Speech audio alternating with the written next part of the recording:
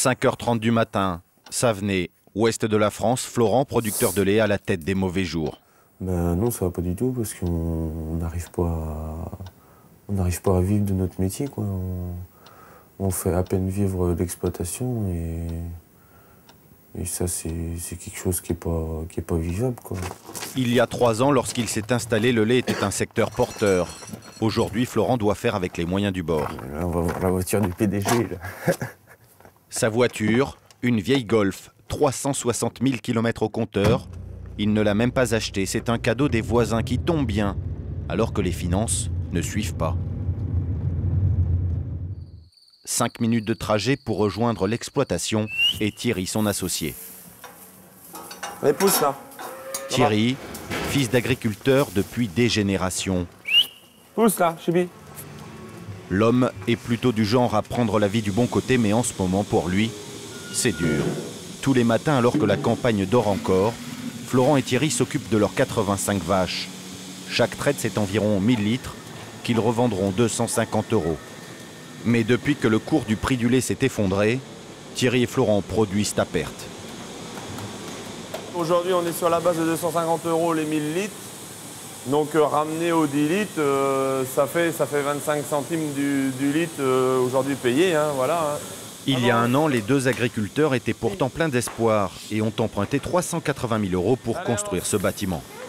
On nous a dit faut faire de la qualité, on fait de la qualité. On nous a dit de se mettre aux normes, on s'est mis aux normes, la preuve, hein, avec un bâtiment neuf, on a tout mis aux normes. Et puis aujourd'hui, on nous fout dehors comme des malpropres et puis on n'est pas payé à la juste valeur. Donc aujourd'hui, on ne couvre même pas les frais de fonctionnement. Donc on ne peut pas tenir longtemps comme ça, de toute manière. Depuis janvier et à cause de la surproduction, le prix du litre de lait s'est effondré de 40 %.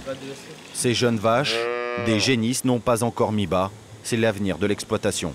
C'est la nouvelle génération, on va dire.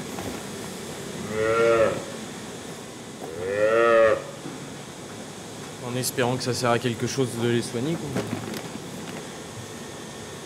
À 29 ans, ce jeune agriculteur n'a déjà plus beaucoup d'espoir.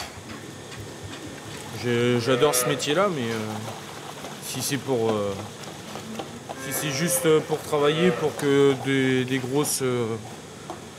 grosses industries se fassent du pognon sur notre dos, c'est même pas la peine de continuer, quoi. 8h10, la traite est finie. Botte au plancher, Thierry fonce vers son domicile. Tous les matins, il faut amener ses 2 garçons au ramassage scolaire. La famille est un sas de décompression quand le moral n'est pas bon. Allez, on est parti les gars là. 2 garçons, une fille, 3 enfants qu'il faut éduquer avec la peur au ventre. Celle de devoir un jour vendre le troupeau et la ferme. Gérer les enfants, l'exploitation... Tout, la totale, faut tout faire. Eh ouais, c'est le boulot ça. Ça fait partie aussi de la vie, tous les jours. Pour Thierry, ces 5 petites minutes, c'est le bonheur du matin. Le seul moment qu'il partage aujourd'hui avec ses fils. Johan et Maël connaissent déjà très bien les problèmes que rencontre leur père. Papa, il travaille pour rien là en fait. Parce que s'il rejette le lait, il travaillera pour rien. Ouais, le quart, les gars.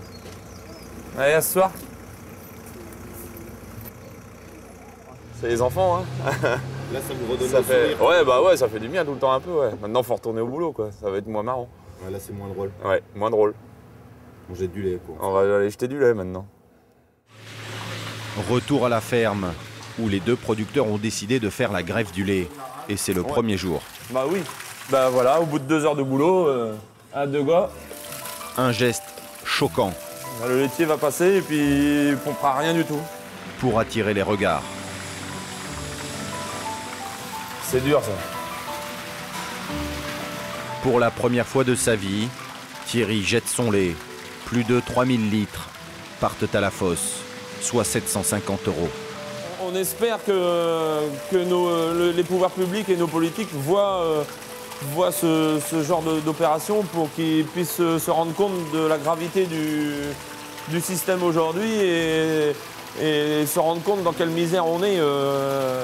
Si on le fait, c'est à contre-cœur, c'est pour qu'ils réagissent et puis qu'on puisse continuer à vivre de notre métier, nous aussi.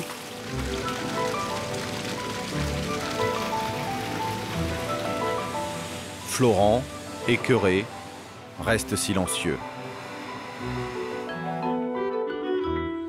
L'Ouest, c'est la première région laitière de France. Dans les campagnes, les petites exploitations familiales sont nombreuses, comme ici à la Bernardée.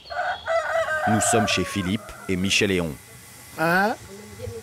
55 ans tous les deux, 40 vaches et une vieille étable, bien loin du modernisme des jeunes voisins. Ces gestes, Michel les fait depuis son adolescence. Je traite les vaches depuis 15-16 ans. J'ai toujours fait ça. J'aime bien ce métier-là, j'aime bien les animaux. Malgré que c'est dur par moments. À 5 années de la retraite, pas question d'investir.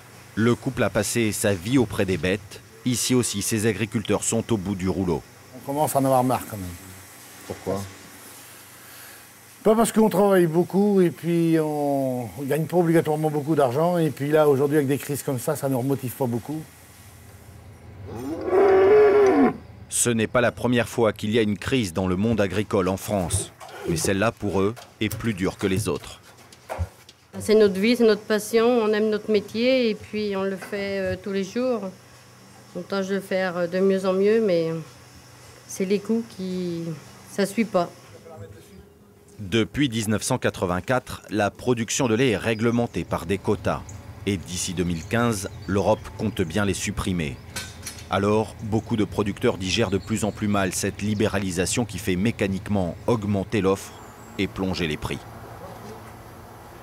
Si ça bouge pas là, c'est foutu. Il est 10 h. Quand il n'y a plus rien dans la citerne de lait, il reste la visite du voisin Roger, un chasseur. Bah, tu devrais changer de métier, tu devrais te mettre dans la viticulture. Oui. Tu vois que ça marcherait chez nous là? Bah, on viendrait plus souvent. La cave, un moment de détente, de convivialité, surtout un instant de réconfort avec les amis. C'est important d'avoir du monde qui passe aussi. Quand on se retrouve tout seul dans le fin fond de la campagne, au pied de nos vaches, et puis que tu jettes le lait tout seul, moralement, t'es plus bas que terre. Lui, c'est Simon, 1 an. Elle, c'est Nathalie, la femme de Florent, le jeune agriculteur. Il est 15 h. Pour le petit Simon, c'est le réveil de la sieste. Nathalie est intermittente du spectacle. Avec son salaire, elle fait vivre la maison et s'occupe aussi du bébé. Elle n'a donc pas pu soutenir son mari lorsqu'il jetait le lait.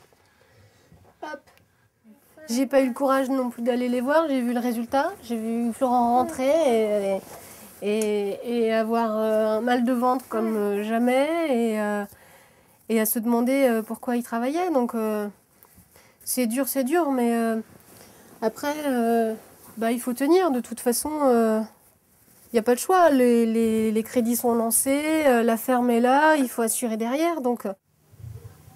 Elle a épousé l'agriculture avec son mari, mais n'imaginait pas se retrouver aussi souvent toute seule. Enfin, la vie de famille que moi j'espérais, même en sachant que Florent était agriculteur, c'était pas celle-là. Donc il faut que ça change. Ça peut pas durer éternellement d'avoir un mari ou un papa qui est tracassé par ce qu'il fait. Tout chef d'entreprise a des contraintes, bien sûr. Mais là, ça prend une ampleur, c'est pas gérable, quoi. Allez, goûter.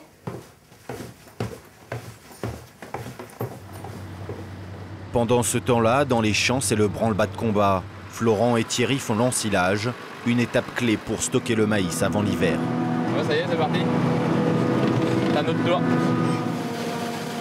Ce fourrage est l'élément de base de l'alimentation du bétail. Faut bien nourrir les bêtes, faut bien continuer à faire les stocks, c'est la vie qui continue. On va pas tout arrêter parce que le lait n'est pas payé et parce que les revenus baissent, quoi. La vie continue, on n'a pas le choix, nous. Chez Philippe et Michel Léon, c'est l'heure du dîner, après une journée harassante.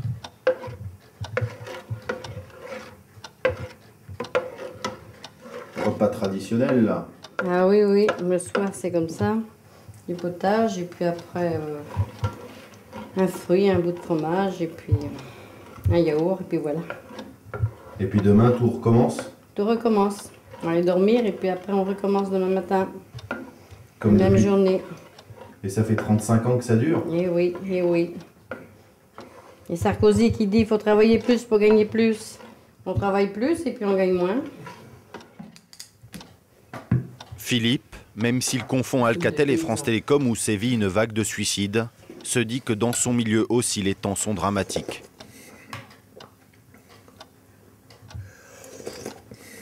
Quand j'entends nos médias qui parlent d'Alcatel et des suicides, et le nombre de suicides là depuis quelques années, je voudrais bien qu'on fasse la même comptabilité en agriculture, mais je suis sûr que le chiffre il est autrement plus gros et avec beaucoup moins de monde que chez Alcatel. Ça, je suis sûr que le pourcentage est beaucoup plus élevé en agriculture, parce que là, des suicides, il y en a eu. C'est dur moralement, c'est dur physiquement, et c'est dur financièrement, c'est dur partout, quoi. On voit rien s'améliorer, on voit pas le bout du tunnel, on voit rien du tout. Demain, Florent, Philippe, Thierry et Michel seront de nouveau auprès de leurs bêtes. Tous craignent l'avenir. En 1983, il y avait plus de 200 000 exploitations laitières en France. La moitié a disparu. Aujourd'hui, il n'en reste plus que 103 000.